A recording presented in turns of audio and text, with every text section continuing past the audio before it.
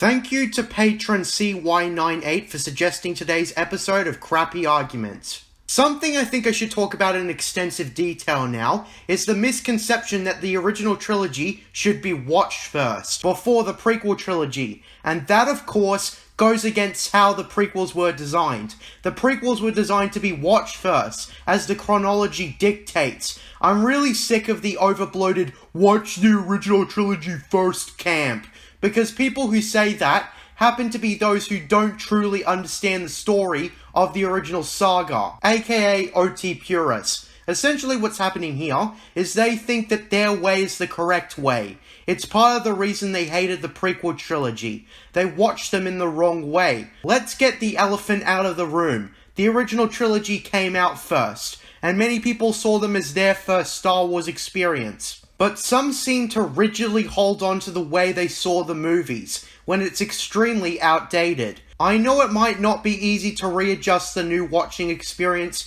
but you're going to get a better watching experience out of it if you see the whole thing in timeline order. Let's start with the obvious. There is far less context and emotional stakes in the original trilogy only. There was certainly more than enough in those movies alone, but the prequel trilogy more than triples that.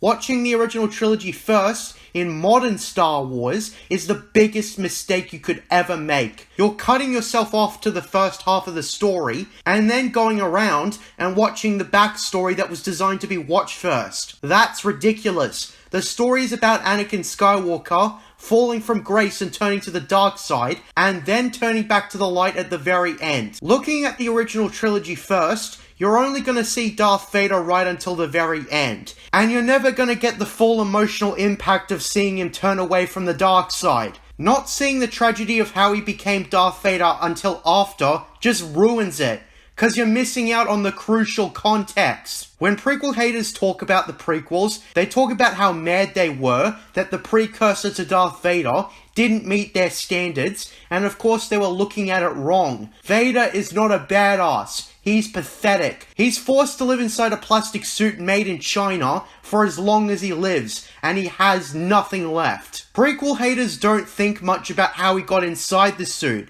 and the prequels show it's because of his own mistakes that cost him dearly.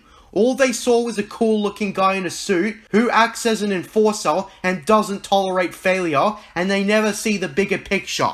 Vader is angry and full of spite because of all he lost. They don't seem to infer that he acts tough because deep inside, he's just insignificant. He's just a pawn, a tool the Emperor uses to further his own agenda. People seriously don't consider that ever. It's my way or the highway, and they can never open up to any other way. Whether or not the prequels were made first is irrelevant. They were designed as the start of the story, and you're supposed to go on the journey from 1 to 6. In fact, watching them incorrectly is going to ruin your watching experience, because you're just going to get a rigid misconception of the original trilogy potentially, because there wasn't much to go off of, and then get angry when you can't put your headcanon above what's actually canon. Everyone who hates midichlorians hates them because it broke their preconceived fantasy based on a lack of context at the time, and they couldn't actually look at what was said on a deeper level in the original trilogy. Understand that they didn't specifically say that anyone could use the Force,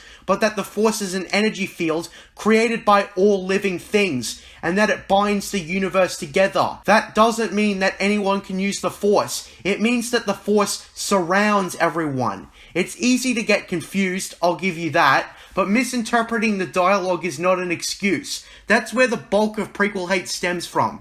Watching the prequel trilogy first would make everything the prequel haters say go away, because then they'd understand what's going on and why. If you were an adult when you saw The Phantom Menace in theaters, then surely you'd understand that the films are not going to hand you your specific headcanon to you. The best way for avoiding this issue is watching Star Wars the way you're supposed to. The prequels first, then the original trilogy. The next thing I hear is people concerned that the prequels spoil the Darth Vader father reveal and that Luke and Leia are siblings, but when you ask them to list more, that's it. A measly 2 reveals across 3 movies are negated. This argument for the originals first could easily be done in reverse. What about the reveal from watching the prequels first that Anakin became the very thing he swore to destroy, or turning the Republic into the Empire? Both spoil each other in some ways, in both orders. For those arguing that the father reveal is more worthwhile dramatically, no it isn't. Disconnecting yourself from the story for 1 or 2 twists isn't worth it, no matter how surprising it was. Plus, with the prequels being watched first, it gives you a whole new twist. If you go in knowing nothing about Star Wars, you won't expect Anakin to fall from grace as hard as he did. That's the compensation you get. Rick Worley pointed this out, and I absolutely agree.